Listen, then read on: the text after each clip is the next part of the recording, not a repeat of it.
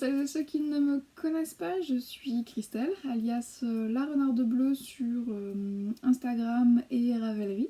Et je vous retrouve aujourd'hui pour un nouveau podcast dédié uniquement au tricot. Voilà, ça fait longtemps que je suis pas venue, ça doit faire 3 ou 4 mois maintenant. Mais j'ai une petite fenêtre de tir devant moi, donc j'en profite et je viens pour vous montrer mes derniers projets tricot et vous parler de mes envies, etc. et de tout ce qui tourne autour de la sphère tricot. J'espère que vous allez bien. Et puis, j'ai envie de dire, allons-y. Alors, je vous avais quitté lors de mon dernier épisode qui date de mars. Donc mars, juin, oui, ça fait 3 mois. J'étais en train de tricoter un châle sur le modèle Sophie's Shawl en mélangeant un fil dégradé que j'avais eu il y a très longtemps chez Action, qui était un mélange de laine, coton et acrylique, et la kit silk de Drops. Donc j'ai fini ce Sophie's Shawl. Alors c'est pas la première fois que je le tricote, ce modèle de châle, hein, loin de là. Et d'ailleurs celle-ci, je vous montre celle qui était sur les aiguilles quand j'ai quand j'ai tourné le précédent épisode, mais j'ai fait exactement la même parce que j'avais la quantité de laine qui me permettait de le faire pour ma maman. Voilà. Donc la Sophie's Shawl, en fait, c'est un châle avec une forme triangulaire. Hop, la pointe est là, ouais, vous voyez. Qui a la particularité d'avoir une belle, très belle finition avec un maille-corde qui est tricoté tout au long du châle, on ne relève pas de maille ni quoi que ce soit, et qui est un patron qu'on peut vraiment adapter, je trouve, à sa quantité de laine. Hein. Enfin d'ailleurs, moi j'ai acheté le patron, mais je pense que une tricoteuse un peu réfléchie peut réussir à le faire sans souci. Hein. C'est un jeu d'augmentation progressive que d'un côté du châle, tout simplement. Voilà, donc le modèle est tout simple. Moi je suis très contente du rendu de ce que j'ai fait. Je la voulais bien grande, bien longue. Je pense qu'elle a plus de 3 mètres d'envergure, la mienne, elle est très grande. Hop. Elle a un beau... elle est bien douce grâce au mohair, à la kit silk de Drops. Alors moi je la trouve douce, hein, ce mohair là je le trouve plutôt doux, plutôt confortable. Et vous voyez, on peut... ça fait un bon gros châle doudou, bien confortable, bien moelleux. Enfin vraiment, moi c'est un modèle que j'adore, et là je la trouve avec ce fil là, qui était un fil dont je ne savais pas trop quoi faire au départ. J'avais testé pas mal de choses, je le trouvais un peu le fil de base là qui est un peu chamarré en dessous, je le trouvais un peu rêche en fait, c'était pas une très belle qualité, la couleur était jolie mais la qualité était pas sensationnelle, et du coup là je trouve que mélangé avec un fil de mohair ça rattrape vraiment très bien la chose. Et je suis ravie. Donc j'ai fait, voilà, je l'ai tricoté une fois. Je l'ai montré à maman quand je le tricotais, vu que j'avais la quantité pour en faire un second et qu'il lui plaisait, je lui ai fait un second châle que je lui ai offert pour sa fête. Non, pas pour la fête des mères, mais pour sa fête en avril dernier. Donc voilà le premier projet terminé. Et j'en ai une deuxième, mais je m'aperçois que je ne l'ai pas pris puisque je la vois, donc je vais aller la chercher.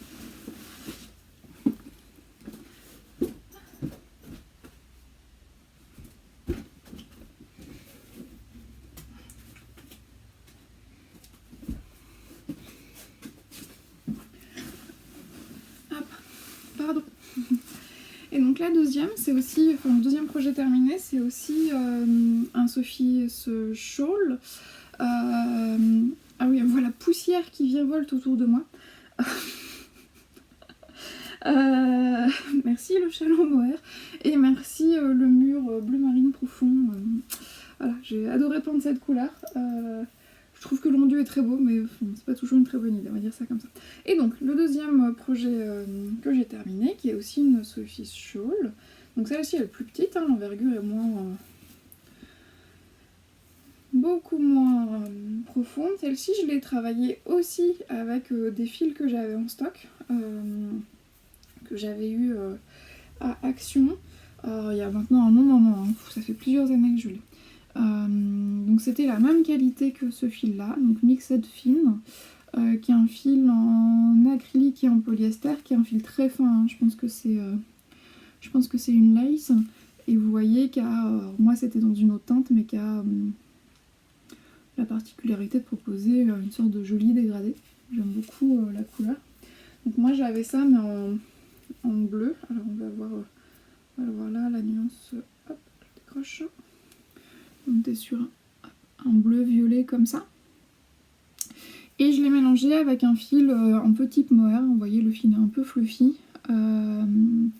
qui est un fil de Bergère de France, la qualité Estelle, dans le coloris montagne.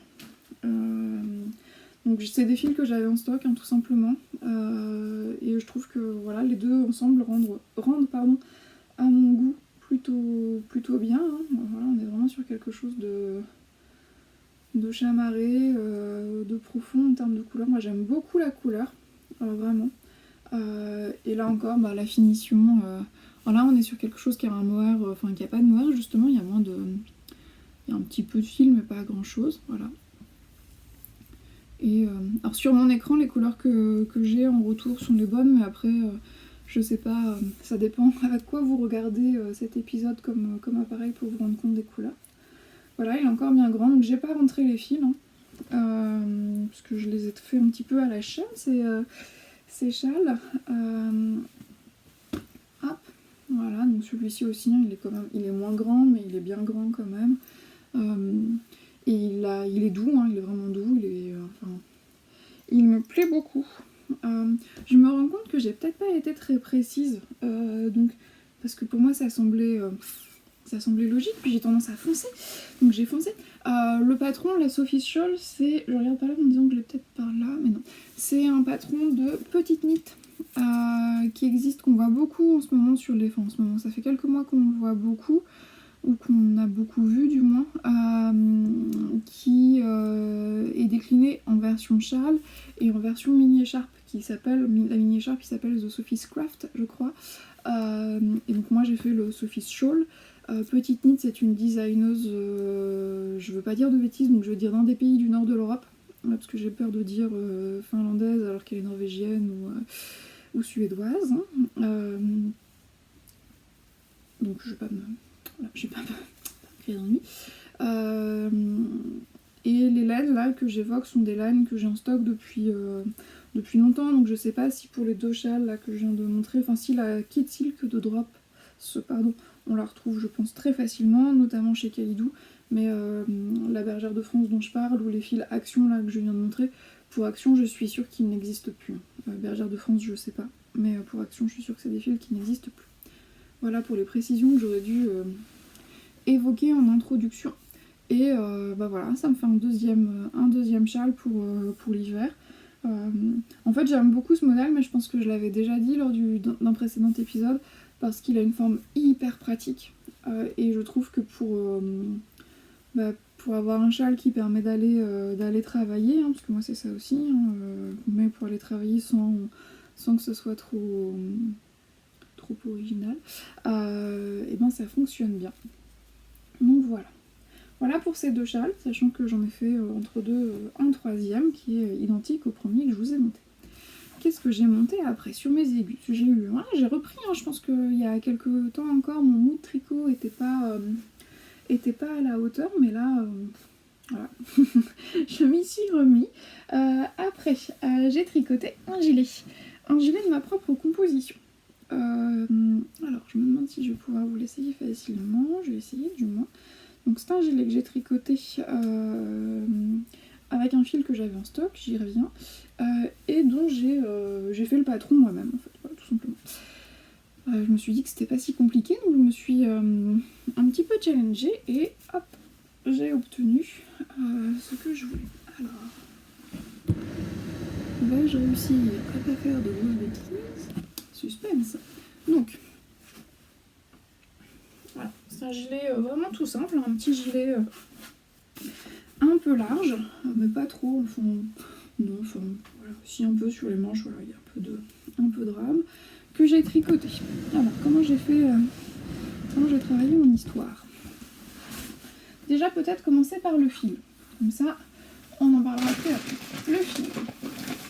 Le fil, c'est... Alors, ce podcast n'est pas sponsorisé par Action, contrairement à ce qu'on pourrait croire. Mais en fait, il y a quelques années, j'ai découvert les magasins Action. Excusez-moi, c'est une combinaison que je porte si je n'ai pas de goût. C'est un peu désagréable. Voilà. Pardon pour les ajustements. Donc, il y a quelques années, j'ai découvert les magasins Action qui parfois ont des arrivages de laine. Et vu que c'est toujours très peu cher, je suis toujours trop ou très tentée. Donc, je me fais pas violence hein, quand c'est comme ça, je me fais plaisir aussi, faut bien l'avouer.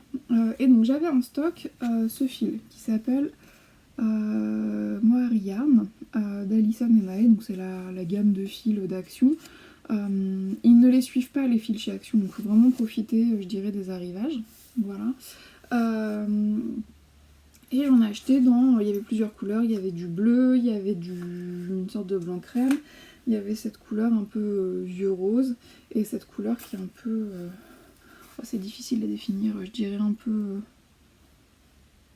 beige rosé. Voilà. Donc ça c'est une pelote qui me reste. Donc avec la teinte vieux rose que j'avais déjà utilisé pour un pull à rayures que je vous ai montré dans mon précédent épisode de podcast, j'avais travaillé le pull à rayures là, et puis il me restait du fil et j'avais envie d'un gilet. Voilà. J'avais envie d'un gilet à pan comme ce que j'ai tricoté, hein. Il n'y a pas de bouton. Voilà. Très simple, hein. On a les devants, les deux demi-devants, le dos, les manches, etc.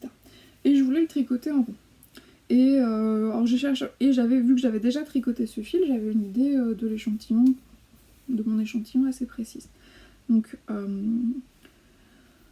de là en fait j'ai cherché différents modèles, j'ai regardé ce que je trouvais sur Ravelry, j'ai regardé ce que je trouvais aussi sur le web, parce que même si aujourd'hui on les utilise, j'ai l'impression que c'est de moins en moins en vogue, mais il existe toujours des blogs sur lesquels il y a des patrons de tricot qui perdurent, hein, qui sont un peu vieillissants, mais là vu le modèle je dirais très classique, je me disais que je pouvais trouver ça sur un blog. J'ai pas trouvé grand chose, j'ai trouvé des idées d'un blog d'une personne qui édite aussi des ouvrages, d'ailleurs j'ai un bouquin d'elle, je sais pas si je le trouve mais non, qui est Petite Bichette Rose, ou Bichette Rose, j'ai un petit doute, qui faisait son gilet à pan comme ça mais en morceaux, ça me plaisait pas non plus. Et donc j'ai pas cherché midi à 14h, j'ai repris, donc j'ai bidouillé en fait, j'ai repris les dimensions du pull à rayures que je vous avais montré l'autre jour, et donc le patron que j'avais pour ce pull à rayures, que je vais sortir, comme ça je vais pouvoir vous donner le nom du patron en question. Hop. Et puis j'ai adapté pour me faire un gilet tout simplement. Donc le patron sur lequel je me suis appuyée, c'est celui sur lequel je m'étais basée pour faire mon pull à rayures. Je réaliserai d'ailleurs, je n'ai pas encore pris le temps, mais je pense que je vais le tricoter ce modèle, qui s'appelle The Sweet Sweater. Qui était un modèle de Marcel Anclos. Alors Marcel Anclos, ses patrons, on ne les trouve pas sur Ravelry, on les trouve sur son site. Donc vous pouvez aller voir. C'est un patron que moi j'ai tricoté. Donc pour faire mon gilet, j'ai adapté ça avec des aiguilles 5 mm. Mon fil, dont je vous montrais l'énorme pelote que j'ai déjà rangée. Donc mon fil qui est un fil assez... c'est un fil très duveteux que moi j'ai tricoté en double pour avoir une bonne épaisseur. Et qu'est-ce que j'ai fait moi pour pas avoir de couture à faire parce que j'aime vraiment pas ça, j'ai monté l'ensemble des mailles pour faire le demi-devant gauche, le dos, le demi-devant droit. J'ai tricoté, là c'est tricoté à plat vu que c'est un gilet, jusqu'au niveau de l'emmanchure. Après, une fois le niveau de l'emmanchure de part et d'autre, j'ai tricoté le devant, le dos, le devant, le dos. J'ai fait les deux devant puis le dos, si je veux être un peu logique dans mon explication. J'ai pas fait de diminution pour les épaules, c'est vraiment droit, mais vu que c'est un gilet à pan, ça tombe plutôt, je trouve plutôt bien. Là je m'aperçois que j'ai un fil qui est mal rentré, mais j'ai fait un rabattage à 3 aiguilles pour réunir les demi devant et le dos. De là, j'ai monté des mailles, j'ai relevé des mailles pour réaliser la manche. Vu qu'il est assez large, j'ai pas des grandes manches, vous voyez l'épaule tombe, c'est un drop shoulder, épaule tombante. J'ai réalisé des diminutions, mais pas tant que ça, le long de la manche. De façon à avoir quelque chose qui soit pas non plus trop large, trop moche. Donc j'ai fait ça de chaque côté, puis après j'ai relevé des mailles tout du long pour former la bande d'encolure en côte de 2, comme j'avais fait, alors je ne l'ai pas évoqué en bas, mais comme j'avais fait une bordure en côte en bas et sur mes manches.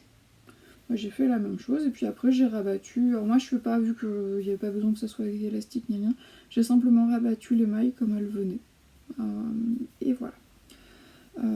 Donc autrement dit, en 5, tricoter en 5, ça va extrêmement vite, ce gilet, j'ai dû le faire en 2 semaines à peine. J'étais assez fière de moi. Je suis très contente du résultat, vraiment, il me plaît beaucoup, je trouve que voilà, c'est vraiment ce que je voulais. Alors il est plus vraiment de saison, parce que moi là, la saison, même s'il fait pas très chaud, je pourrais le supporter, mais je trouve que c'est pas, enfin, ça me fait pas envie de mettre un gilet dans une laine type mohair quasiment à la mi-juin, début juin, mais je l'ai tout prêt pour cet hiver. La couleur, c'est une couleur c'est assez basique, c'est intemporel. Moi je porte beaucoup de noir, donc ça me pose pas de, enfin je pense que ça va, là on voit avec la combinaison que j'ai que ça peut matcher. Je suis pas convaincue que ça m'aille très très bien au teint, j'ai l'impression que c'est un peu fadouille comme mon teint, mais bon, je suis pas encore intéressée à ces questions de colorimétrie dont on entend quand même beaucoup parler, donc pour l'instant il me convient. J'en suis bien contente. Vraiment, je suis contente comme tout du résultat, du patron, de m'être lancée. J'ai écrit le patron en ma taille, donc un 36-38. Ça peut peut-être aller pour un 40 si on veut un peu plus fitter. Je pense que je l'écrirai. Je pense que je l'écrirai sur Insta, parce qu'il n'y a vraiment pas grand chose. Quand j'aurai pris le temps de faire des photos du gilet, je pense que sous le post j'écrirai le patron pour celles qui pourraient être intéressées. Je pense que voilà. Après, il n'y a vraiment rien de compliqué, et puis je me sens pas mal à l'aise vis-à-vis du pull sur lequel je me suis un petit peu basée, en ce sens où j'ai pas du tout le même échantillon. C'était vraiment pour avoir un nombre de mailles de base et puis pas faire ça trop à l'arrache. Voilà, donc je suis bien contente de mon petit gilet. Il me reste encore, ça c'est, voilà, j'avais 4 pelotes, il me reste encore tout ça, donc j'ai de quoi faire. Ouais, j'ai de quoi faire. Je pense que cette laine ça va être sans fin. Parce qu'il me reste de la beige aussi, voilà, du pull dont je vous avais déjà parlé. Non, c'est comme ça. Et il me reste 4 pelotes toutes neuves de celle-ci. Donc je pense que c'est avec celle-ci que je vais faire le modèle du pull de Sweet Sweater qui est là. D'ailleurs c'est la même couleur que le modèle, donc comme ça je vais pas trop réfléchir. Et puis après je verrai avec tous les restes que j'arrive à faire. Je pense que je peux me faire un pull à rayures. Et c'est... D'ailleurs sur le pull à rayures j'ai l'idée parce qu'il y a un modèle que j'avais repéré, mais je ne veux pas dire de bêtises. Alors je préfère chercher. Pour pas vous dire de bêtises. Voilà, j'y suis. J'avais repéré en fait un pull réalisé par Tive Bricole qu'on peut retrouver sur Instagram, Tive Bricole, et sur YouTube. Elle fait aussi des podcasts, qui fait beaucoup de choses, notamment en couture. Et donc elle a tricoté, c'est le No Frill Sweater de Petite Knit. Donc elle a adapté avec des modèles de hobby pour hacker un modèle de pull des petits hauts. Enfin hacker on s'entend, elle s'est inspirée et ça me semble pas être une folie. Mais du coup je me dis que je pourrais faire un peu la même chose avec tous les restes que je vais avoir de ces fils, comme ça je serai enfin arrivée au bout. C'est une opération hyper rentable parce que là je regarde, j'ai déjà fait avec ces fils là un gilet, un pull, un autre gilet, il me reste de quoi faire encore 2 pulls. Donc oui, par contre, c'est pas du tout une laine éthique ni quoi que ce soit, c'est loin d'être noble en termes de composition, mais franchement, je suis contente du rendement, puis elle est super douce, tout ça. Voilà, donc je sais à peu près quoi faire des restes. Ça, c'était mon autre projet. Et après, parce que là, on ne m'arrête plus, hein. Vous avez vu, hein, en 3 mois, là, tout ce que j'ai fait. Et mon autre projet, c'est un autre modèle de petite knit. C'est c'est un top que j'ai tricoté là aussi en coton. C'est le top June. Pardon, de petite knit qui ressemble à ça. Donc c'est un patron de top qui se tricote en rond. Il y a 2 versions pour le tricoter. Moi j'ai choisi de le tricoter du bas vers le haut. Elle préconise de soit travailler avec un fil mohair en double, soit avec de chez Knitting for Olive ou un fil de Sandnes Garn, pardon, en fil unique. Moi en fait je me suis penchée et j'ai choisi ce top parce que j'avais du fil Action. C'est un podcast sponsorisé par Action. Peut-être que je leur écris, il y a peut-être un truc à faire, non pardon. Alors, bah non, parce qu'en plus j'essaie de tricoter les fils et j'aimerais ne pas racheter dans ces gammes-là. Est-ce que je vais réussir? J'aurais dû fermer le store, d'autant plus qu'on voit mon front briller, c'est génial ici. Donc c'était un fil en coton que j'ai acheté, comme je vous le disais, chez Action, qui là est un 100% coton, 100 grammes pour 150 mètres. Que j'avais en une sorte de rose les fraises, hein, tout simplement, rose layette. J'avais moi 4 pelotes de ce fil là dans cette couleur là, pardon, je vais y arriver. Et il me reste un peu moins de la moitié, j'ai une pelote et une pelote 3/4. Le top, moi je l'ai tricoté en aiguille 4 comme préconisé dans le patron. Et qu'est-ce que ça a donné? Que je le mette dans le bon sens. Voilà. Ça donne ça. Je pourrais peut-être le passer sur ma combi.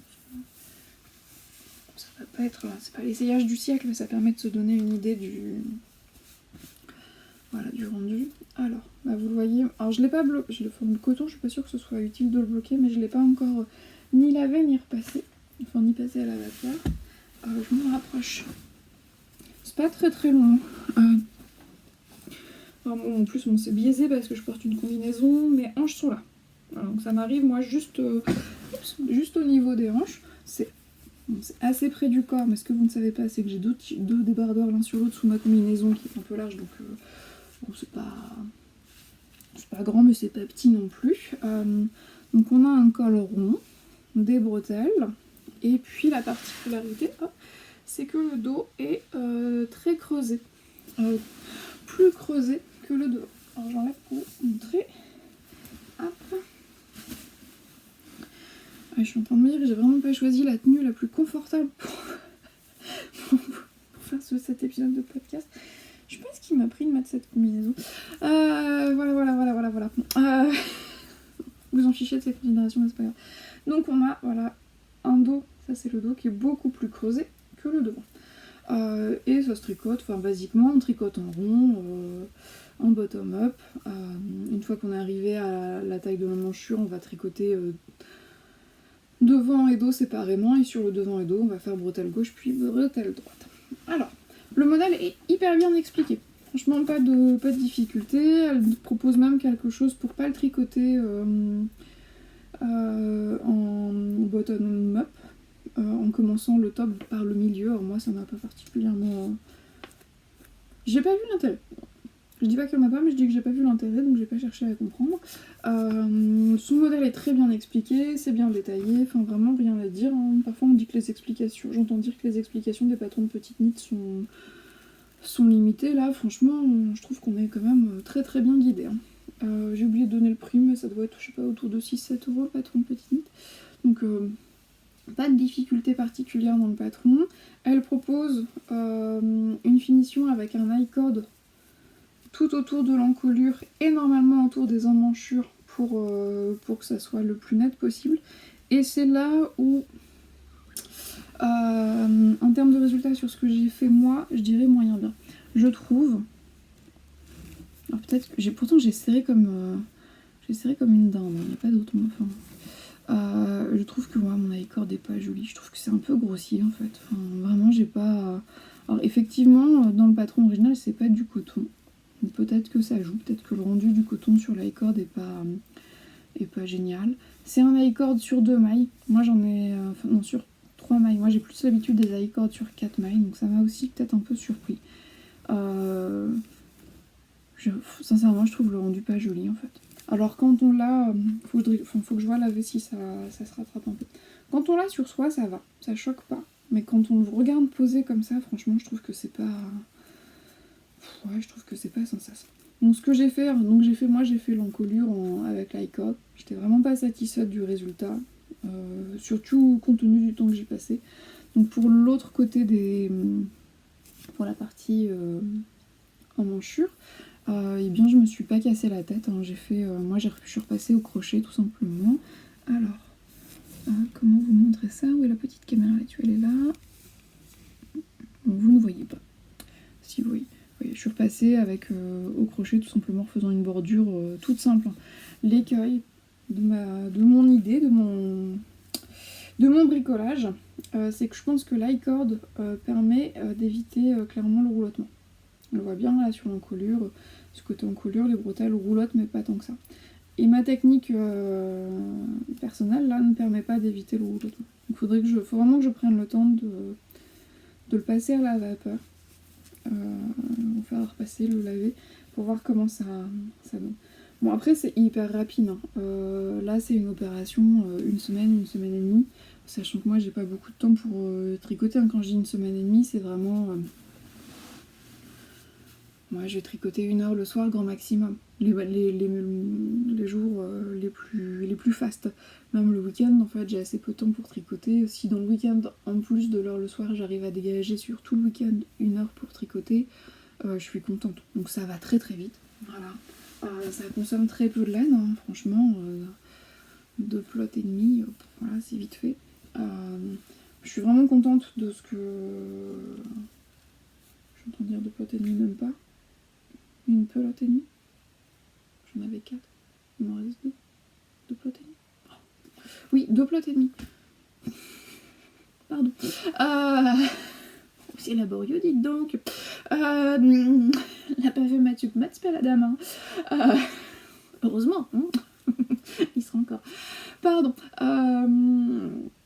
Mais voilà, j'ai une petite déception sur ça, faut que je vois ce que ça donne, mais sinon le modèle est super. Et j'ai envie de... Je pense que je le referai dans un autre fil.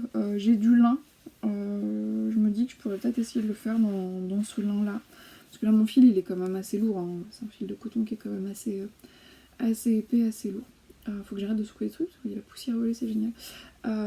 Voilà, donc ça, c'est mon dernier projet terminé. Donc j'ai pas chômé, je trouve. Et d'ailleurs, j'en profite parce que quand j'ai cherché ce top là, je cherchais du coup des modèles de petits t-shirts d'été à tricoter en coton, parce qu'il me reste en plus encore du coton action. Donc je réfléchissais à ce que je pouvais faire. Je suis tombée sur un projet sur Ravelry que je pense que je vais faire après. Mais je voulais vous montrer, qui est le Summer Tea de Millis Design, qui est un patron gratuit sur Ravelry et qui, dans cette version-là, est peut-être pas la version la plus inspirante, mais quand on regarde, en fait, il y a voilà, des projets.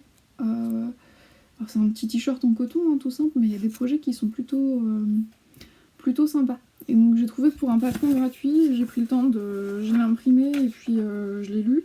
Voilà, c'est bien, enfin sincèrement pour un patron gratuit, c'est bien détaillé, ça a l'air sympa, il y a beaucoup de projets de fait. Donc je me suis dit que peut-être que, vu que les beaux jours arrivent, vous étiez comme moi à la recherche de patrons un peu plus estivaux, de modèles pardon, un peu plus estivaux.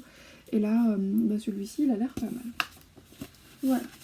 Alors, En projet en cours, j'ai pas grand chose. J'ai simplement une chaussette. Voilà, qui est ma chaussette de bureau d'ailleurs.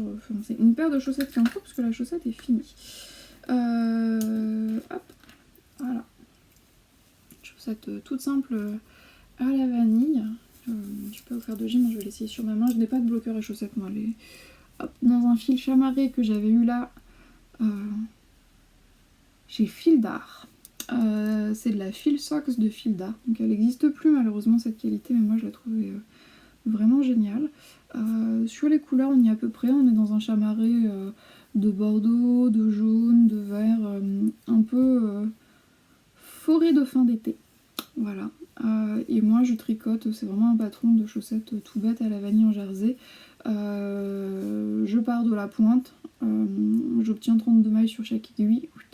Je monte, je suis en 39, je monte jusqu'à 17 cm, puis je fais le gousset, un talon renforcé, et après je reprends en rond pour avoir une tige qui m'arrive vers la fin du mollet. Voilà. Donc c'est vraiment un patron tout simple. C'est le tricot que j'ai dans mon sac à dos pour aller au bureau. Donc j'ai réellement le temps de tricoter au bureau, loin de là. Mais parfois pendant ma pause déjeuner, j'ai 5 minutes, alors j'en profite. Et du coup, si vous vouliez la référence pour la laine, donc c'est la Fil Socks, voilà. Qui n'existe plus malheureusement. C'était la laine vierge et peignée en super wash, pardon. Et le coloris c'était Milky Way. Elle était faite en France en plus cette laine. Enfin, ouais, c'est un peu triste qu'il ait arrêté, moi j'aimais bien cette qualité. Et elle est pas si vieille que ça. Elle a bien 5 ans. Ouais. Voilà pour l'encours, qui est rangée dans sa petite pochette à encours, qui est de la pochette de récup Enfin de récup, c'est pas vraiment de la récup, c'est de la pochette My Little Box, c'est trousse de toilette. Moi j'achète, je vous en parle assez régulièrement. J'achète pas forcément de sac à projet, j'en ai eu à acheter chez The Woolbag notamment, mais je trouve que ce sont toujours de très beaux budgets, puis moi j'aime bien avoir le choix, donc voilà. Et je détourne du coup des trousses de toilette. Là encore, mon dernier sac en cours c'était celle-ci. Et ça c'est une trousse de toilette toute simple que j'ai eue chez Kiabi. Enfin toute simple qui est plutôt sympa, hein, matelassée. Voilà, on est sur un produit matelassé, doublé, qui est assez grande. Hein, elle fait... faut que je prenne une feuille. Alors, elle fait la largeur d'un A4, donc elle fait 30 cm de large. Vous voyez ?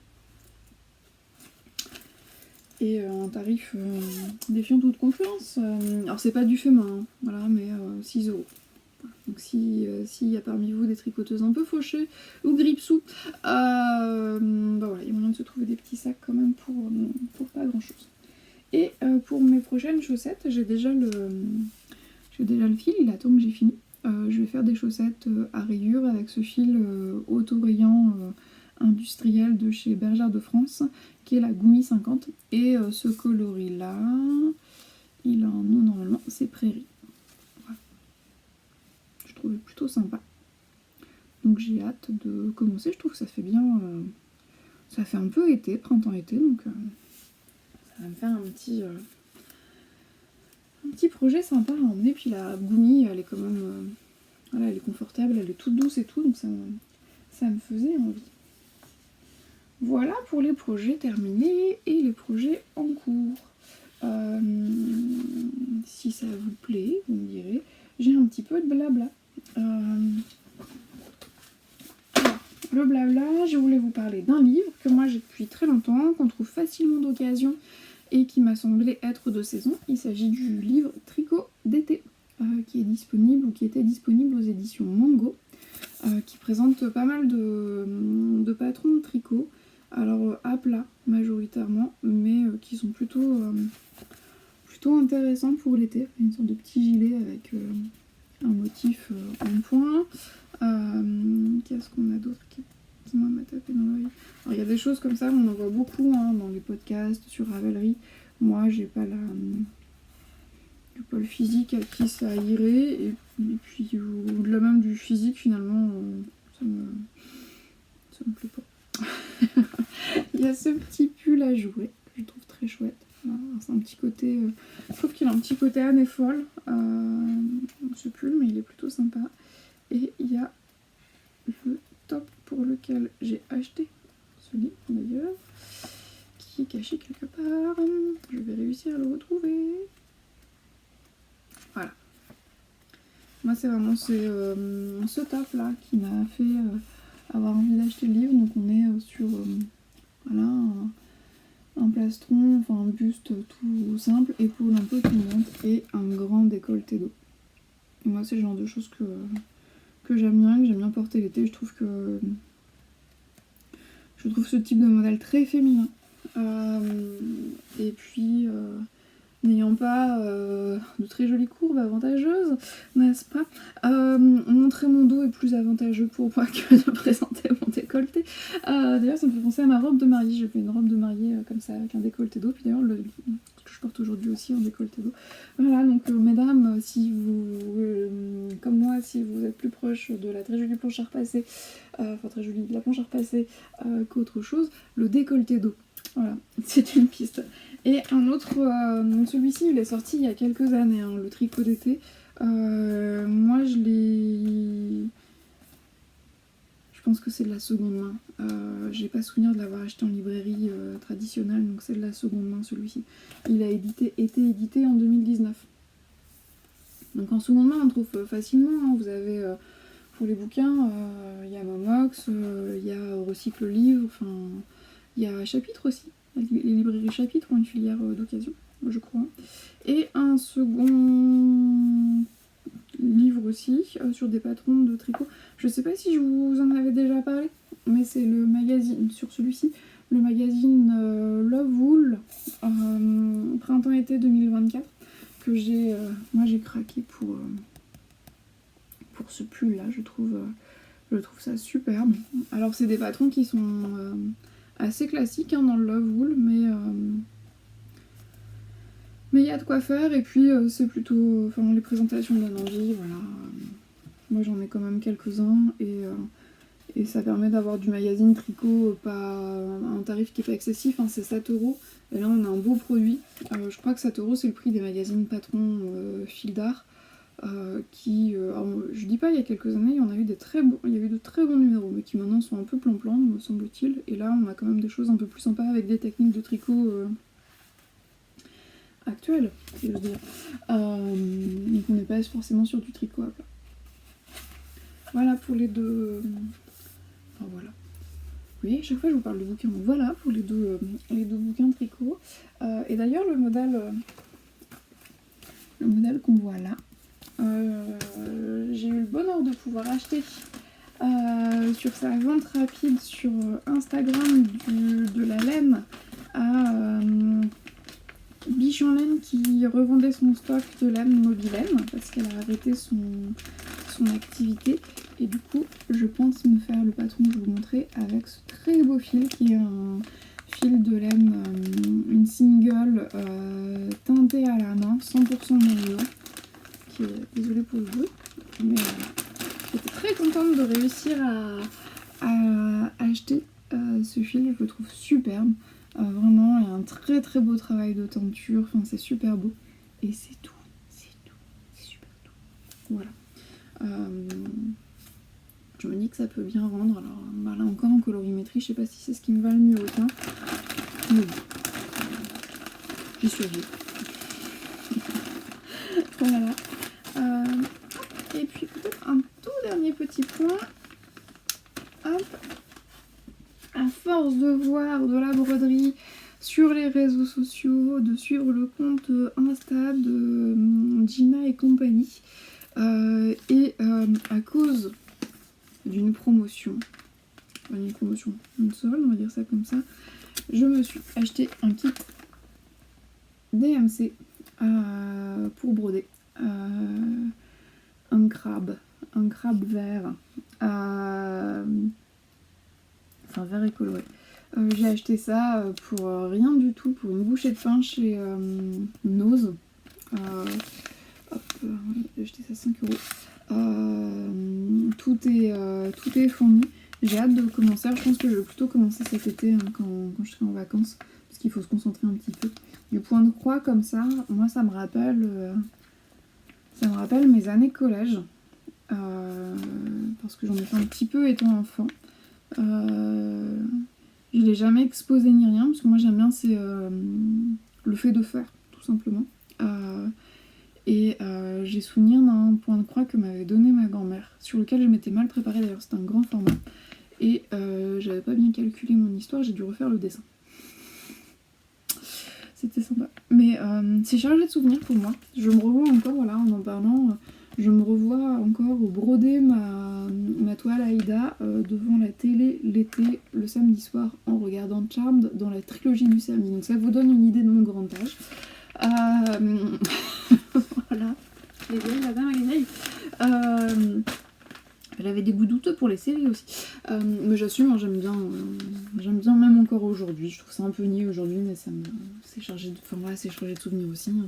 Donc j'ai hâte de m'attaquer à ce projet. Ça me fait envie. Voilà ce que je pouvais vous dire. Voilà. J'ai dit beaucoup, voilà.